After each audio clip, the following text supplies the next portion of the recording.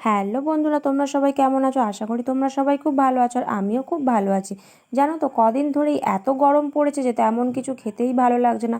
তাই মা বললো চল কাকিমাদের গাছ থেকে কটা করম চা তুলে আনি, তোকে আজ করম চার ডাল করে খাওয়াবো।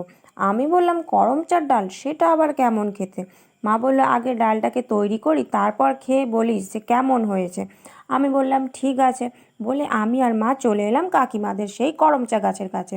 কাকিমা তুলে দিচ্ছে করম চাগুলো। দেখো এই কটা আমরা করম চা তুলেছি। মাকে বললাম আর বেশি তুলো না, যদি খেতে না ভালো হয়। মা বললো তুই দেখিস না খেতে কেমন হয়, আগে তৈরি তো করি। আমি বললাম ঠিকই আছে, চলো তৈরিই করা যাক।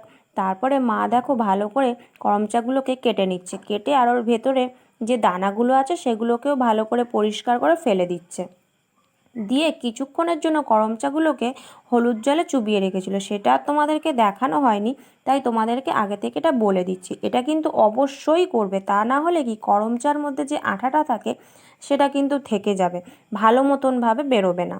তারপরে দেখো কড়াইতে তেল গরম করে সাদা সর্ষে, শুকনো লঙ্কা, কারি পাতা আর সেই ভিজিয়ে রাখা করম চাগুলোকে দিয়ে ভালো করে একটু ভেজে নিয়েছে। নিয়ে তার মধ্যে পরিমাণ মতন লবণ আর হলুদ দিয়ে আবারও একটু ভালো করে মা ভেজে নিচ্ছে। নিয়ে তারপরে ডালটাকে আগে থেকেই মা সেদ্ধ করে রেখেছিল, এটা মুসুরির ডাল সেদ্ধ করে রেখেছিল, সেই ডালটাকে এই ভাজার মধ্যে দিয়ে দিল।